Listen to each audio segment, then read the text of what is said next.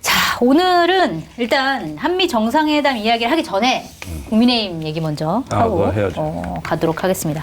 자, 이변이 발생했다 이런 평가가 나오고 있는데, 자, 김문수 후보를 제치고 장동혁 국민의힘 의원이 2,367표 차이로 당대표에 당선이 됐습니다. 자, 일단 보니까 여론조사에서는 좀 밀렸는데 당심에서 압도적이었다 이런 평가를 좀 받고 있는데, 당원들이 장동혁 의원을 선택한 이유는 뭐라고 보세요? 네, 여론조사에서 좀 밀렸다 그러지만 많이 밀린 겁니다. 네. 장동혁 후보하고 김문수는 5만 표 대 3만 표 차이예요. 많이 밀린 거예요.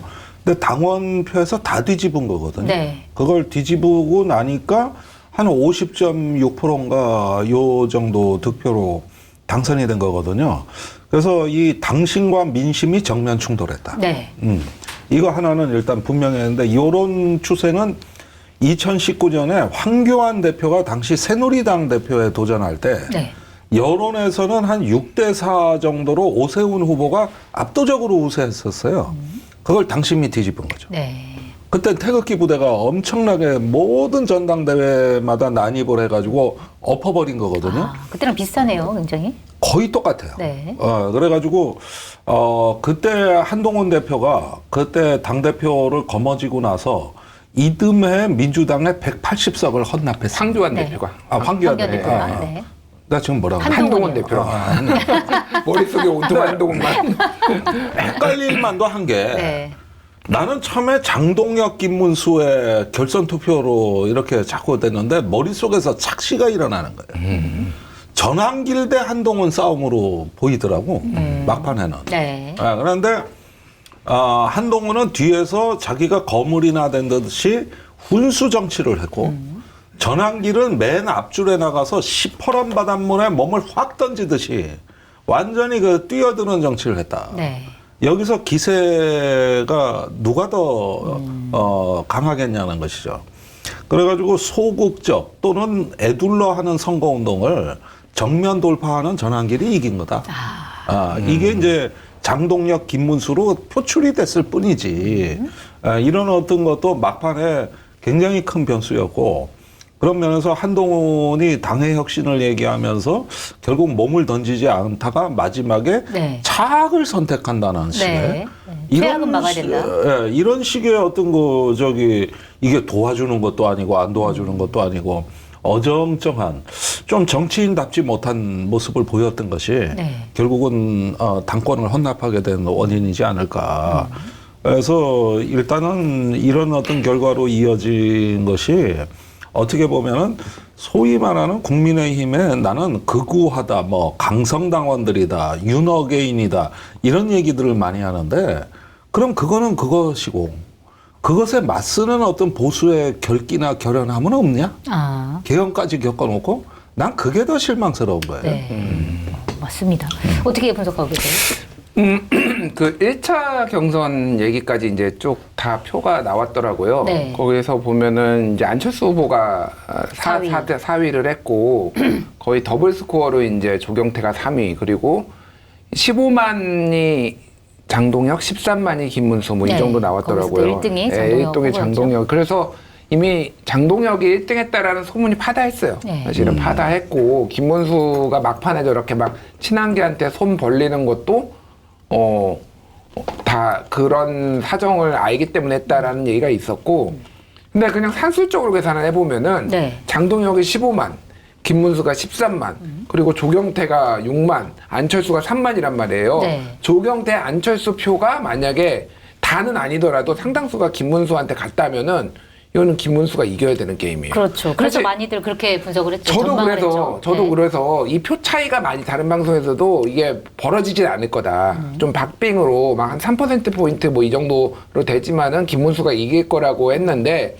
이게 막판에 지난번 1차 때보다 올라갔어요.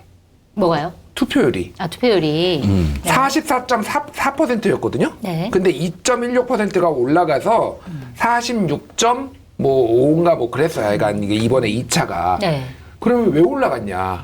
그러면 두 가지 가능성이 있는 거예요. 하나는 김문수가 그러니까 하나는 장동혁이 싫어서. 네. 찬탄파가. 그래서 1차 투표에는 투표를 안 했던 사람들이 친한동대 중에서 장동혁을 막아라가 돼가지고 이 투표에 더 참여를 했다라는 네. 거. 또 하나는 장동혁을 당선시키기 위해 이렇게 했다. 이 두 가지 이제 가능성이 있잖아요. 저는 1번으로 봤거든요. 네. 친한계가 더 뭐 몰려 나왔다. 왜냐면 진짜 싫어요, 장동혁을. 네.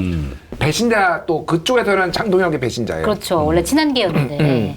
그러니까 그랬는데 알고 보니 장동혁을 더 지지하는 사람들이 더 뛰쳐나온 걸로 보여요. 두 번째였다. 그러니까. 두 번째였다. 그러니까 김문수 후보의 그 한동훈 손잡기가 오히려 지지층의 결집을, 그 장동혁 쪽의 지지층의 결집을 좀 부른 것 같다. 이런 네. 분석들이 나오고요. 제가 그 김종대 의원님하고 생각이 거의 비슷한 게 전에 얘기도 안 했는데, 제가 오늘 한겨레 칼럼 쓰는 날이었거든요. 네. 그래서 내일자 신문의 칼럼 제목이 뭐냐면은 네. 장동혁, 황교안 평행이론이에요. 그래요? 아까 한 얘기를 그대로 쓰셨군요. 그대로입니다. 네. 뭔가 코드가 맞네. 매우 닮았어요. 매우 닮았던 게 네. 2019년 그 당대표 뭐 전당대회랑 이번에 2025년 당대표 전당대회랑 매우 흡사한 게 뭐냐면은, 어쨌든 두 사람이 캐릭터도 겹치는 게 법조인 출신이고요. 네. 그리고 골수라기보다는 독실한 개신교 신자예요. 그래서 이거 뭐 장동혁도 이번에 계엄에는 하나님의 계획이 있을 거다 뭐 이런 뜻을 얘기를 했잖아요. 황교안도 뭐 굉장히 유명하잖아요. 이런 약간 보수가 좋아하는 캐릭터성을 가지고 있고, 대표가 되는데 아스팔트 우파랑 손을 잡은 것도 똑같아요. 그때는 정광훈이랑 손을 잡고, 정광훈을 위시한 그쪽이라서 이번에 전한길이랑 손을 잡았다는 차이가 있을 뿐이지. 네. 그리고 패배주의에 빠져 있었던 그 정당 사람들에게 희망을 물어줬어요. 우리가 이길 수 있다. 네. 이 무도한 문재인 정권은, 이 무도한 이재명 정권은 이길 수 있다. 그래서 황교안은 문재인 탄핵을 얘기했고요. 장동혁은 이재명 끌어내린다라고 얘기를 했어요. 오늘 바로. 네. 또 완전 똑같아요. 그러네요. 그러면은 1년 뒤에 선거가 어떻게 됐느냐. 아까 얘기했듯이 보수정당 최악의 이제 103석이라는 최악의, 그리고 180석을 민주당에 헌납해주고 몰락을 했잖아요. 그러니까 민주당이 그때 조국 사태가 벌어지고 막 이렇게 민주당이 흔들릴 때였는데, 그래도 더 싫은 거는 니들이야라고 철퇴를 맞았거든요. 네. 결국은 소위 말하는 탄핵의 강은 넘지 못하고. 그러니까 이거 어떻게 될 거냐, 장동혁의 운명은 어떻게 될 거냐, 뭐 이런 거로 네. 이제 칼럼 썼어요. 그러니까 결말까지 황교안 같을 것이냐 이런 거. 패배의 경로 의존성을 벗어나기 매우 힘들어 보인다. 이렇게 네. 저는 이렇게 마지막 문장을 썼는데 매우 흡사하게 가고 있다 지금. 그러니까 시간이 더 필요해요. 네. 국민의힘은 지지자들이 지금 현실 자각 타임이 아직 오지 않았어요. 제대로. 네. 아직 정권을 뺏긴 지도 얼마도 안 됐고, 지금 뭐 이 상황에서 우리가 그렇게 잘못한 것 같지도 않고, 이러기 때문에 장동혁의 길로 끝까지 가보고 성적표 받아본 다음에 그 다음에 뭔가 새로운 길이 생기지 않을까, 저는 그렇게 봅니다. 그럼 현실 자각은 내년 지방선거 이후에나 오는 건가요? 바로 안 와요. 왜냐하면 보수정당이 지금 한 최근 10년을 보면은요, 거의 한 30% 승률이에요. 사실은 다 깨지고 있어요. 네. 국민의힘 계열이 이 보수정당이 2016년 총선 지고 한석 차이고, 이제 이제 국민의당을 빼고 국민의당까지 포함하면 더 크게 진 거죠. 2017년 대선 지고 2018년 지방선거 지고 2020년 총선까지 졌어요. 네. 큰 선거 4연패를 했거든요. 그리고 2021년 서울시장, 부산시장 보궐선거에서 이겼고, 전국선거는 아니지만 어쨌든 상징성이 워낙 크니까 2022년 그걸로 대선까지 이긴 거거든요. 네. 그리고 지방선거 이기고 또 지금 지기 시작했어요. 네. 그러니까 이게 관성이라는 게 있어요. 한 번 이기기 시작하면 계속 이깁니다. 물론 이제 또 주가처럼 꼬꾸라지기도 있겠죠. 지금은 그 대세 하강기에 초입회전 들어갔다고 보고요. 초입이다. 느낌이. 예, 예. 네. 그래서 이게 국민의힘 계열이 자유한국당, 미래통합당을 포함해서 그 전신 정당이 민주당하고 정당 지지율이 비슷해지는데 4년 걸렸어요. 네. 근데 지금 국힘은 이제 1년도 안 됐잖아요. 그러니까 탄핵된 지 얼마 안 됐잖아요. 네. 그러니까 한 진짜 3, 4년 걸릴 것 같아요. 제가. 빙하기를 3, 4년 동안 더 겪을 것이다. 최소입니다. 부분은 그것도. 네. 대체적으로 지금까지 경험치고로 봤을 때는 김준일 평론가 말이 맞아요. 네. 근데 지금 트럼프 현상으로부터 비롯되는 다른 변수가 없는가도 봐야 됩니다. 그러니까 무슨 얘기냐면은 미국의 공화당이나 일본의 자민당의 극우화 현상이 한국 못지 않습니다. 그 이번에 일본 참의원 선거가 있었지 않습니까? 네. 근데 우리로 얘기하자면은 극우 조국 혁신당 같은 게 생긴 거예요. 그게 이번에 일본 정치에 파란을 일으켰고 지금도 이시바가 물러나면 극우 인사들이 차기 총리로 줄줄이 되게 하고 있거든요. 네. 미국이요? 말할 것도 없습니다. 그런데 이 어떤 그 보수 정당의 극우화 현상이 이렇게 전 세계적으로 트렌드가 되다 보니까 지금 우리는 국민의힘이 오죽 못났으면 저럴까 이렇게 얘기를 하지만 예. 여기에는 어떤 국제적인 연대도 있는 거고 그다음에 어떤 권위주의를 열망하는 이런 어떤 그 심리가 있는데 최근에 어떤 민주주의보단 권위주의가 그래도 한국 사회 위기를 돌파하는데 오히려 더 나은 거 아니야? 이런 여론조사의 긍정적 응답 숫자가 늘어나고 있어요. 민주주의 한계가 너무 뚜렷하다 이렇게 민주주의의 사람들. 피로감을 느낍니다. 네. 그러니까 이 부분은 저는 그렇게 보는 게 정말 지금 이재명 정부나 민주당이 대호각성하고 잘해야 된다고 저는 보는 게 그때도 문재인 정부가 아차하다 정권을 잃었는데 지금은 더 심각하다는 겁니다. 지형 자체가. 네. 그리고 이런 어떤 세계적인 극우화 현상에서 한국은 예외적인 나라고 우리나라는 민주주의 선진국이라고 우리가 믿어왔던 것이 지난 대선 때 깨진 거예요. 네. 그러다 보니까 민주주의도 유지하는 게 그냥 저절로 되는 건 아니구나. 이걸 깨달은 상황이거든요.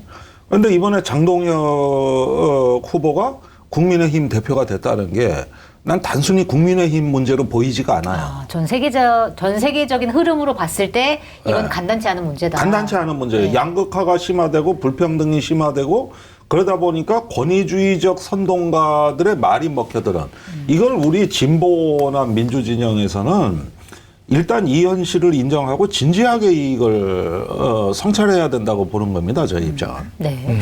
그런 입장에서 봤을 때, 그러니까 사실 국민의힘 안에서 나름대로 이제 찬탄파였던 한동훈 전 국민의힘 대표는 이번 선거에서 안 나왔고, 아까 말씀하신 것처럼 그림자 정치하는 것처럼 뭐 애둘러서 김문수 후보를 지지하라 뭐 이런 이제 메시지를 낸 정도였는데, 그러면 한동훈 전 대표의 운명은 미래는 어떻게 되는 건가요?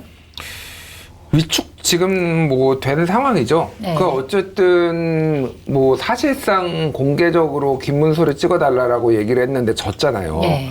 그러니까 이거는 그만큼 국민의힘에서 한동훈을 싫어하는 사람이 덩어리가 크다라는 거를 어떻게 보면 확인하는 거고 지금 뭐 쫓아내겠다 이런 얘기까지 나오니까 이게 당이 어떻게 될지 모르겠어요. 저는 뭐 실제로 그렇게 막 찍어내게 하기 시작하면은 당이 남아나지 못하고 장동혁의 리더십도 흔들릴 거기 때문에 그렇게는 극단적으로 안 갈 거라고 봅니다. 네. 근데 상징적으로 뭔가 징계 조치를 내릴 수도 있고 나 같으면 나가봐라 뭐 이런 상황이라서 친한계는 굉장히 위축될 수밖에 없고 이거는 시간이 필요한 문제예요, 사실은.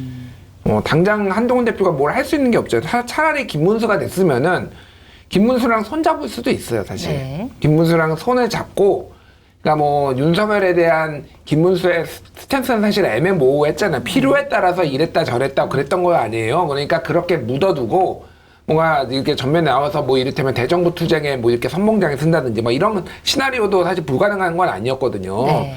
심지어는 뭐 지명직 최고위원을 김문수가 친한계를 뽑을 수도 있는 거 아니야 이런 얘기까지 있어요. 뭐 그거는 네. 얘기가 진작에 나온 건 아닌데 그런 얘기까지 있었어요. 근데 이제 다 물 건너갔죠 지금은. 그래서 지금은 그냥 장외에서 친한계는 그냥 당내에서 어느 정도 목소리 내고 그냥 좀 시간을 버티는 수밖에 없을 것 같아요. 제가 보면 실현의 시기다.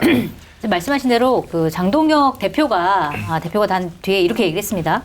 당을 분열로 몰고 가는 분들에 대해서는 결단이 필요하다. 마치 출당 조치를 할 수 있을 것처럼 얘기를 했단 말이에요. 또 스스로 결심하라 그랬고, 네. 굉장히 셌죠. 네. 예, 그러면서 이제 마치 암세포 도려내듯이 이런 식의 어떤 표현들을 썼단 말이죠. 나는 그 표현보다도 그런데 무력한 혁신파나 소위 말하는 친한계라는 게 실체가 있는가도 의심스러워요. 이제 와서 얘기지만. 네. 그런데 지금까지 그 계엄에서부터 겪고 나가지고 한동훈 대표가 물러나고 그러면서도 끊임없이 어떤 그 또 중도 표심을 일단 바라보면서 나름대로 혁신을 얘기했던 사람들이 추풍낙엽처럼 떨어져도 저항을 못 합니다. 네. 이번에 저런 최고위원 선거에서 예. 그래도 제가 보기에는 김근식 후보 같은 경우 네. 나름대로 혁신파 쪽에 좀 앞으로 목소리 키워고 내세울 만한 사람이라고 봤거든요. 맞아요. 그리고 사실은 당선될 거라고 많이들 예측을 하셨어요. 그런데 전당대회에서 그 사건이 벌어진 겁니다. 배신자 사건. 배신자 사건이. 네. 전환길이 막 거의 절규하다시피 배신자였다가 결국 떨어졌습니다. 네. 그다음에 뭐 양양자 최고위원하고 그 청년 누구요? 유재준. 유재준. 네. 여기가 찬탄파라고 언론에는 나오는데 그게 무슨 의미가 있습니까? 그분들이 뭐 탄핵된 뭔 일 한 것도 아니고. 네. 그러니까 사실은 소멸된 거예요. 어떻게 찬탄파는 보면. 소멸됐다. 예. 그리고 있다 하더라도 질의멸렬해요. 그런 면에서 지금의 어떤 그 한국의 보수 정치가 지금까지는 극우화 현상에서는 나름대로 좀 이런 어떤 세계적 트렌드에서 후발주자였는데 네. 이제는 앞으로 선진 그룹으로 갈지도 모르겠다는 두려움까지 갖게 되는 거예요. 사실 또 우파를 결집해서 앞으로 하겠다고 장동혁 대표가 저래버리니까 네. 이것도요 엄밀하게 따지면은 어떻게 보면은 전환길파를 손왕보파가 누른 겁니다. 그러니까 여의도파가 세가 더 강한 광화문파를 누른 거예요. 그러는데 아시다시피 그 광화문파는 국민의힘 해체하라 그랬고 네. 여기에 거리를 두니까 그 공간이 열린 틈에 그냥 치고 들어온 게 뭐 국민변호인단 뭐 전환길 뭐 이런 세력들이란 말입니다. 그러니까 또 그 정광훈파에서 신혜식 대표가 이건 또 뭐 눈 뜨고 못 보겠다 한 거 아닙니까? 네. 그러니까 이런 면에서도 이 사람들이 우파라 하더라도 이 보수의 헤게모니 경쟁은 정말 치열하고 살벌하고 또 거기에다가 거칠기까지 하다. 네. 그러면서 이번에 장동혁 대표를 당권이란 권력을 만들어냈기 때문에 당분간은 그 기세는 간다고 봐요. 네. 봤을 때는 김재원 최고위원이 약간 억울할 것 같다는 생각이 드는 게 본인이 예전에 최고위원 할 때 정광훈 목사랑 뭔가 얘기를 했다고 최고위원직에서도 박탈당하고 했는데 김기현 대표 체제 때 네. 그랬죠. 네. 근데 지금은 보니까 아무렇지도 않게 당대표가 얘기하는 그런 상황인데 일단 전환길의 승리다 이렇게 아까 평가를 하셨는데 지금 지명직 최고위원에 전환길 씨를 지명할 수도 있다 이런 추측이 나오거든요. 어떻게 할 거라고 보세요? 저는 거기까지는 안 할 거라고 봐요. 그래요? 네, 다른 당직을 맡길 가능성이 있다고 봅니다. 뭐 그게 뭐 무슨 연수 뭐 교육원장 뭐 이런 거 네. 있잖아요. 뭐 그런 거를 한다든지. 어쨌든 직함은 주긴 줄 거다. 저는 직함은 줄 것 같아요. 네. 근데 최고위원까지는 안 줄 것 같습니다. 최고위원. 그러니까 장동혁 의원은 그냥 머리가 좋은 사람이에요. 제가 보기엔. 네. 머리 좋은 기회주의자예요. 그래서 어느 정도는 하지만은 너무 선을 넘어서 이게 막 본인의 어떤 지도 체제가 흔들릴 거를 조금 어느 정도 견제를 할 것 같아요. 무슨 얘기냐면은 전환길은 이용할 대상이지 전환길한테 먹히면 안 되는 거예요. 그러니까. 예. 근데 전환길을 계속 지금 키워주는 거는 좀 위험하다. 그렇게 본인이 판단할 거예요. 그러니까 좌지우지 되면 안 되잖아요. 본인이. 네. 본인의 뜻대로 하려고 하고 이용을 해야 되는데 그래서 저는 최고위원까지는 안 하지 않을까. 최고위원까지는 아닐 것이다. 어떻게 보세요? 뭐 그럴 수도 있겠습니다. 그러나 어떤 직함을 맡느냐보다도 하나의 어떤 메신저로서의 역할은 결코 줄어들지가 않겠죠. 그러니까 무슨 얘기냐면은 지금 전환길 씨가 미국에 가서 이제 유튜브 방송을 한다 그러는데 네. 거기에 엊그제 트럼프의 그 X 메시지가 나왔고 네.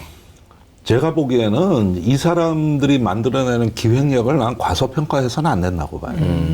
이게 오히려 최고위원이라는 직함은 공적인 자리고 오히려 그게 거추장스러운데 오히려 말을 못할 수 세게 못할 수 있다. 그렇죠. 군대로 얘기하자면은 특수부대 같이 본인이 생각할 가능성이 높단 말이에요. 네. 그런데 어디 뭐 일반 보병부대 같이 그렇게 뭐 지휘체계 다 지키고 이래가지고 특수작전이 되겠습니까? 그러니까 이런 면에서는 저는 어떤 그 일종의 전환길은 게릴라 부대 역할을 할 것이다. 게릴라 부대 특수교리 참수부대 같은 역할이다 여기. 우리나라 특전사의 13공수가 그 역할을 하고 있죠. 네, 그런 역할을 할 것이다. 그러니까 뭐 요거 하는 말씀드리면 아까 이제 우리 전 세계적 극우화를 김종대 의원이 말씀하시면서 우리나라의 극우화도 염려를 하셨는데 극우화는 그냥 어느 정도 피할 수 없는 거고 뭐 극우에 대해서 정의가 여러 가지가 있기는 하지만은 근데 보수 정당의 극우화는 생각보다 그 프로젝트가 쉽지가 않아요. 그래요? 왜 그러냐면은 네. 유럽의 소위 말해서 극우 정당들 그리고 뭐 트럼프도 마찬가지고 거기 양당제니까 거기에는 필수적으로 붙는 게 포퓰리즘이에요. 네. 예, 극우 포퓰리즘. 쉽게 얘기를 하면은 거기에 유럽에 뭐 이를테면은 뭐 독일을 위한 대한정당 뭐 여러 개 있잖아요. 그러니까 뭐 프랑스에도 있고 네. 소위 말해서 퍼주기를 합니다. 퍼주기. 예. 그러니까 어떤 그러니까 퍼주기죠? 오히려 한국에서는 좌파 정책하고 비슷한. 지금 이재명이 하는 거를 지금 거기에서 극우 정당들이 하고 있는 건데 그러니까 이민자들을 배척하고 그러니까 우리 국민들을 퍼주기 한다. 정확하게 네. 우리가 지금 어려워진 이유는 이민자들이 너무 많으니까 이민자들에 대한 복지 혜택은 줄이는 대신 너희들한테 묻고 더블로 가 이거예요 지금 네. 극우 정당이. 그래서 극우의 목소리만 내서는 윤석열의 목소리만 내서는 안 돼요. 그거를 포장을 해가지고 이렇게 줘야 되는데 네. 문제는 포지셔닝이 지금 좌파 포퓰리즘 안 된다 이러면서 그러네요. 약간 결이 다르네요. 이게 결이 달라요. 그러니까 눈길을 안 주는 거예요. 결국은 먹고 사는 문제를 이게 건드려야 되는데 지금 보수가 무능한 것도 있고 그런 거를 해본 사람이 없는 거예요. 그러니까 네. 그걸 어떻게 할 것이냐. 그러면 지금 소위 말하는 좌파보다 더 포퓰리즘 잘할 자신이 있느냐. 그럴 재능 있는 사람이 안 보여요. 제가 보기에는 거기는 재능이 없어요. 그러니까 약간 희망적인 메시지네요, 이거는. 뭐 그냥 세력으로 따지면은 어느 정도는 네. 저는 희망적이라고 보고 그래서 내년 선거도 저는 참패할 거라고 봐요. 국힘이. 지방선거 참패할 예, 것이다. 예. 아, 그리고 궁금한 게, 오늘 뭐, 그동안에도 쭉 그랬지만, 찬탄파들에게 되게 수모를 당한 거잖아요. 어떻게 보면, 니네 나가라, 뭐 이런 메시지를 받은 건데, 이 사람들이 나가가지고, 뭐, 예를 들어서 분당을 한다거나, 새로운 당을 차린다거나, 이럴 가능성은 좀 있다고 보세요? 검증된 상품을 인터넷 최저가보다 저렴하게 판매하고 있는 마켓타니 쇼핑몰에서 주문 후 당일 잡아 보내드리는 가리비 중에 가장 최고급인 비단 가리비를 준비했습니다. 3-4명이 푸짐하게 드실 수 있는 통영 활 비단 가리비가 3kg에 24,900원 무료 배송입니다. 공덕부채의 다양한 안주거리와 딱 어울리는 프리미엄 파주 소주는 명품 증류식 소주로 25도라는 높은 도수에도 맛은 부드럽고 달콤한 과일 향이 끝내줍니다. 특가 이벤트도 진행하고 있는데요. 검색창에 파주 소주를 검색해서 들어가시면 파주 25 3병 선물 세트가 33,000원 무료 배송으로 판매되고 있습니다. 주문 방법은 유튜브 화면 좌측 하단을 클릭하시거나 호텔에서 마켓타니를 검색하셔서 주문하시면 됩니다. 글쎄 뭐 방금 공중파 방송에서 그쪽에 나가라는 하는 대상으로 낙인 찍힌 대표적인 분하고 네. 토론을 해봤는데 네. 나갈 생각이 전혀 없어요. 그러니까 이게 무슨 형국이냐 하면은 네. 이렇게 된 거예요. 네. 어떤 부부가 너무 사이가 안 좋고 서로 증오해. 네. 근데 이혼은 못해. 네. 왜죠? 아니 뭐 여러 가지 사정이 있을 수 있는데 우선 재산 문제가 있을 수 재산 있는 문제. 거죠. 지금 국민의힘 재산이 옛날 차떼기 정당 해가지고 당사 다 뺏기고 할 때보다 지금 현금 동원력이 월등히 높습니다. 얼마 전에 선거 보전비 뭐 받아가지고 더 그러니까 많아졌죠. 대한민국에서는요 양당 정치에서 정당 사업처럼 좋은 사업 없습니다. 안 망합니다. 네. 그리고 현금은 국고보조금 제도부터 해서 다 기득권 위주로 돼 있어요. 이렇게 해놓으니까 선거 한 번 치르면 그게 얼마나 큰 비즈니스입니까? 쌓입니다. 네. 지금 1,000억대가 넘어요. 어허. 그러면은 이거를 저쪽에 뭐 윤어게인 외치는 극우 세력한테 우리가 주고 나가? 못 나가. 이런 정서죠. 강하죠. 네. 우리가 나가면 쟤들이 승리자야. 네. 이 재산 다 처제하는 거예요. 그리고 또 당의 극우라고 하는 일종의 친윤 세력들 입장에서는 나갈 테면 나가봐 이런단 말이에요. 어차피 재산은 우리 거야. 네. 네. 그러면은 이건 뭐냐면은 헤어질 결심을 할 수가 없는 그러나 서로 증오하는 관계 네. 이런 걸로 지금 묶여 있는 거거든. 그러니까 뭡니까 이거는 얼굴만 봐도 치가 떨리는 남편하고 아내가 서로 이혼 소송 끝까지 안 하기로 하고 우리 이렇게 평생 살자 이 얘기예요. 네. 그런 처지하고 안타깝네요. 같은 겁니다 이게. 알겠습니다. 네. 재산 문제, 여러 가지 돈 문제 이런 여러 가지 때문에 분당은 안 될 것이다 이렇게 예측하셨어요. 아니 그리고 아까 말씀하셨는데 분당을 할 만한 여력이 없어요. 네. 친한계가 누가 있나요? 그러니까 친한계라고 하면은 네. 사실은 이제 뭐 30 몇 명의 이제 의원들 얘기가 나왔는데 그 사람들 대부분 이제 친한계라고 보기 힘들어요. 그래요. 예. 그러니까 뭐 바른미래당을 포함해서 바른정당, 바른미래당 포함해서 개혁보수의 길이 한번 실패로 돌아간 것도 있고 학습 효과가 있고 그 돈도 없고 지금 상황에서 뭐 저렇게 보수 진영의 상당수가 극우화 돼 있는데 본인들이 나가면 그럼 지지를 받습니까? 그러니까 안 되는 거예요. 그러면은 네. 더 쪼그라드는 거니까 내부 투쟁을 할 수밖에 없다. 그냥 지금은 버티기에 들어갔다. 버티기다. 네. 두 분 다 분당은 아닐 것이다. 이렇게 전망을 하셨습니다. 자, 뭐 어쨌든 지금 더불어민주당 대표도 강경파, 정청래는 강경파라고 불리고 지금 제1야당 대표도 강경파.